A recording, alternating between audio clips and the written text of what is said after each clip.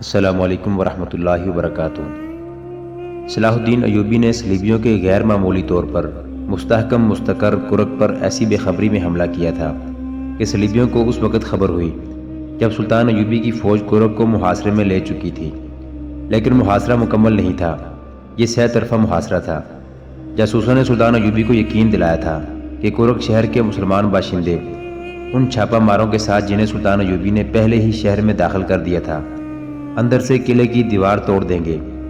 محاصرے کے چوتھے پانچویں روز اندر سے ایک جاسوس نے باہر آ کر سلطان ایوبی کو یہ اطلاع دی کہ تمام چھاپا مار اور چند ایک مسلمان شہری دیوار توڑنے کی کوشش میں شہید ہو گئے ہیں۔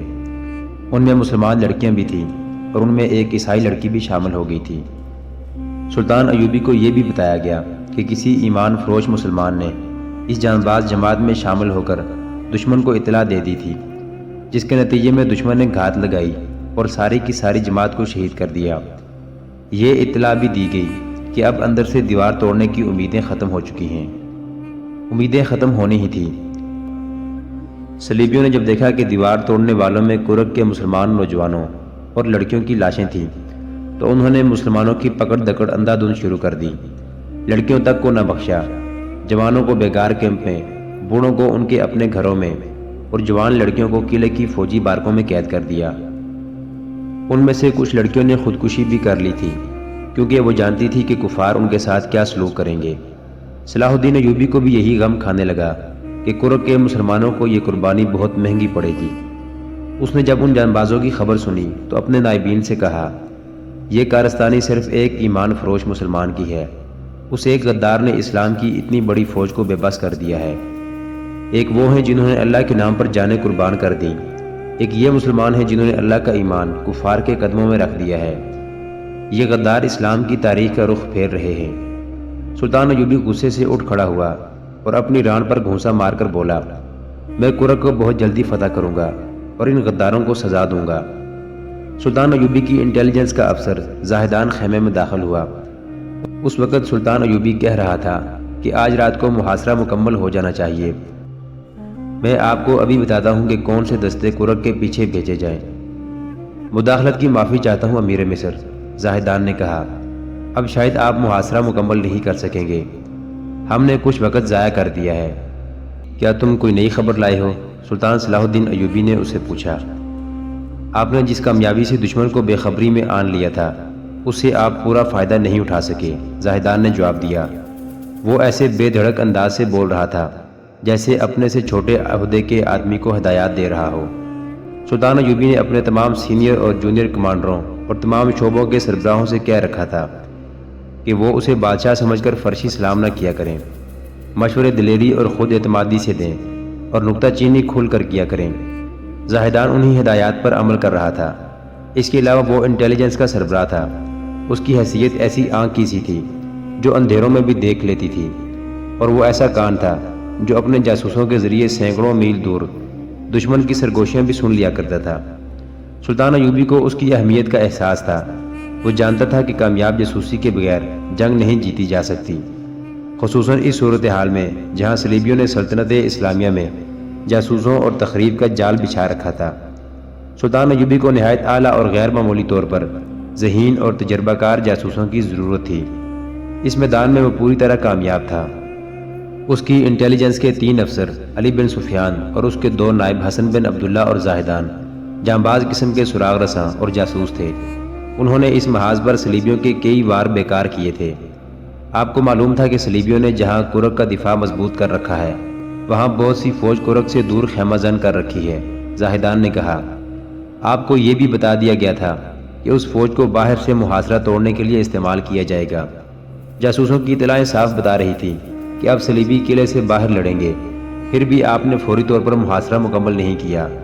اس سے دشمن نے فائدہ اٹھا لیا ہے۔ تو کیا انہوں نے حملہ کر دیا ہے؟ سلطان صلاح الدین ایوبی نے بےتابی سے پوچھا۔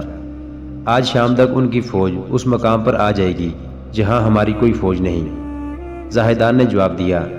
میرے جاسوس جو اطلاعیں لائے ہیں وہ یہ ہیں کہ صلیبی فوج گھوڑ سوار اور چھتر سوار ہوگی، پیادہ دستے بہت کم ہیں، وہ محاصرے کی جگہ پر آ جائیں گے اور دائیں بائیں حملے کریں گے۔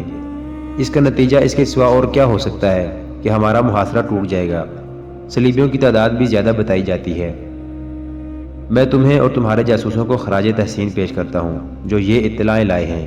سلطان ایوبی نے کہا، میں جانتا ہوں کہ یہ کام کتنا دشوار اور خطرناک ہے۔ میں تم سب کو یقین دلاتا ہوں کہ صلیبی ہمارے محاصرے کا جو خلا پر کرنے اور محاصرے توڑنے آ رہے ہیں، میں انہیں اسی خلا میں گم کر دوں گا۔ مجھے اللہ کی مدد پر بھروسہ ہے۔ اگر تم میں کوئی غدار نہیں تو اللہ تمہیں فتح عطا فرمائے گا۔ ابھی وقت ہے، ایک نائب سالار نے کہا۔ اگر آپ حکم دیں تو ہم محفوظہ کے 3-4 دستے صلیبیوں کے پہنچنے سے پہلے بھیج دیتے ہیں۔ محاصرے کا خلا پر ہو جائے گا اور صلیبیوں کا حملہ ناکام ہو جائے گا۔ سلطان ایوبی کے چہرے پر پریشانی یا اضطراب کا ہلکا سا تاثر بھی نہیں تھا۔ اس نے زاہدان سے پوچھا، اگر تمہاری اطلاع بالکل صحیح ہے تو کیا تم بتا سکتے ہو کہ صلیبی فوج کس وقت حملے کے مقام پر پہنچے گی؟ ان کی پیش قدمی خاصی تیز ہے، زاہدان نے جواب دیا۔ ان کے ساتھ خیمے اور رسد نہیں آ رہی، پیچھے آ رہی ہے۔ اس سے یہ ظاہر ہوتا ہے کہ وہ راستے میں کوئی پڑاؤ نہیں کریں گے۔ اگر وہ اسی رفتار پر آتے رہے تو رات گہری ہونے تک پہنچ جائیں گے۔ خدا کرے کہ وہ راستے میں نہ رکیں، سلطان ایوبی نے کہا، مگر وہ تھکے ہوئے اور بھوکے پیاسے گھوڑوں اور اونٹوں کے ساتھ حملہ نہیں کریں گے۔ حملے کے مقام پر آ کر جانوروں کو آرام اور خوراک دیں گے۔ اس دوران وہ دیکھیں گے کہ ہم نے جو محاصرہ کر رکھا ہے اس میں خلا ہے یا نہیں۔ صلیبی اتنے کوڑ مغز نہیں کہ ایسی پیش بینی اور پیش بندی نہ کریں۔ سلطان ایوبی نے اپنے عملے کے 2-3 حکام کو بلایا اور انہیں نئی صورتحال سے آگاہ کر کے کہا، صلیبی ہمارے جال میں آ رہے ہیں۔ قلعے کے عقب میں ہم نے محاصرے میں جو خلا چھوڑ دیا ہے اسے اور زیادہ کھلا کر دو۔ دائیں اور بائیں کے دستوں سے کہہ دو کہ ان پر عقب سے حملہ آ رہا ہے۔ اپنے پہلوؤں کو مضبوط کر لیں اور دشمن کو اپنے درمیان آنے دیں۔ کوئی تیر انداز حکم کے بغیر کمان سے تیر نہ نکالے۔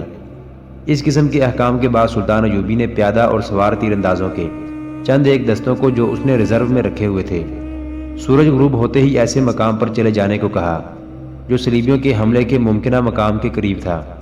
وہ علاقہ میدانی نہیں تھا اور صحرا کی طرح ریتلا بھی نہیں تھا، وہ ٹیلوں، چٹانوں اور گھاٹیوں کا علاقہ تھا۔ سلطان ایوبی نے چھاپا مار دستوں کے کمانڈر کو بھی بلا لیا تھا۔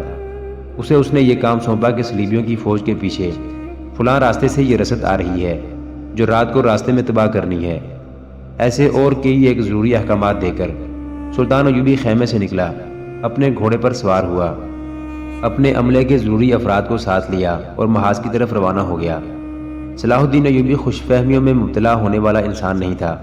اس نے دور سے محاصرے کا جائزہ لیا اور اپنے عملے سے کہا، صلیبیوں سے یہ قلعہ لینا آسان نہیں، محاصرہ بڑے بڑے لمبے عرصے تک قائم رکھنا پڑے گا۔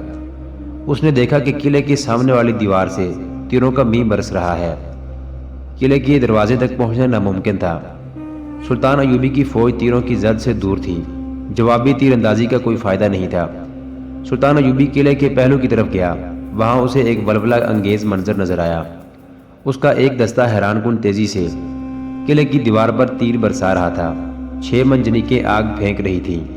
دیوار پر جہاں تیر اور آگ کے گولے جا رہے تھے وہاں کوئی صلیبی نظر نہیں آ رہا تھا، وہ دبک گئے تھے۔ سلطان ایوبی دور کھڑا دیکھتا رہا۔ اس کے تقریباً 40 سپاہی ہاتھوں میں برچھیاں اور کدالیں اٹھائے دیوار کی طرف سر پڑ دوڑ پڑے اور دیوار تک پہنچ گئے۔ قلعے کی دیوار پتھروں اور مٹی کی تھی۔ انہوں نے دیوار توڑنی شروع کر دی۔ اسی مقصد کے لیے اوپر تیر اور آگ کے گولے برسائے جا رہے تھے کہ اوپر سے دشمن ان پر دیوار توڑتے وقت تیر نہ چلا سکے۔ سلطان ایوبی کے منہ سے بے اختیار نکلا، آفرین، مگر اس کی آنکھیں ٹھہر گئیں۔ قلعے کی دیوار پر للکار سنائی دی، عین اس جگہ کے اوپر سے جہاں سلطان ایوبی کے جانباز دیوار توڑ رہے تھے۔ بہت سے صلیبیوں کے سر اور کندھے نظر آئے، پھر بڑے بڑے ڈول اور ڈرم نظر آئے، یہ الٹا دیے گئے۔ ان میں سے جلتی ہوئی لکڑیاں اور انگارے نکلے جو ان مجاہدین پر گرے جو نیچے دیوار توڑ رہے تھے۔ مجاہدین نے آگے جا کر تیر برسانے شروع کر دیے، جن میں متعدد صلیبی گھائل ہو گئے۔ دیوار کی کسی اور طرف سے تیر آئے جنہوں نے مجاہدین تیر اندازوں کو زخمی اور شہید کر دیا۔ پھر دونوں طرف سے اس قدر تیر برسنے لگے کہ ہوا میں اڑتے ہوئے تیروں کا جال تن گیا۔ جانباز دیوار توڑ رہے تھے۔ یہ کام آسان نہیں تھا کیونکہ دیوار بہت ہی چوڑی تھی، نیچے سے اس کی چوڑائی اوپر کی نسبت زیادہ تھی۔ ان جانبازوں پر اوپر سے تیر نہیں چلایا جا سکتا تھا، مگر ان پر جلتی لکڑیاں اور دھکتے انگارے پھینکے جا رہے تھے۔ آگ کے ڈول اور ڈرم پھینکنے والوں میں بظاہر کوئی بھی مسلمان تیر اندازوں سے بچ کر نہیں جاتا تھا، لیکن وہ تیر کھا کر گرنے سے پہلے آگ انڈیل دیتے تھے۔ محترم ناظرین، سلطان صلاح الدین ایوبی کی زندگی کے واقعات پر مشتمل سیریز دیکھنے کے لیے چینل کو سبسکرائب ضرور کر لیں۔ گزشتہ اقساط دیکھنے کے لیے چینل پر پلے لسٹ کا وزٹ کریں۔ ویڈیو کو لائک اور شیئر ضرور کیجیے۔ کمنٹ باکس میں اللہ اکبر ضرور ٹائپ کریں۔ اللہ آپ کا حامی و ناصر ہو۔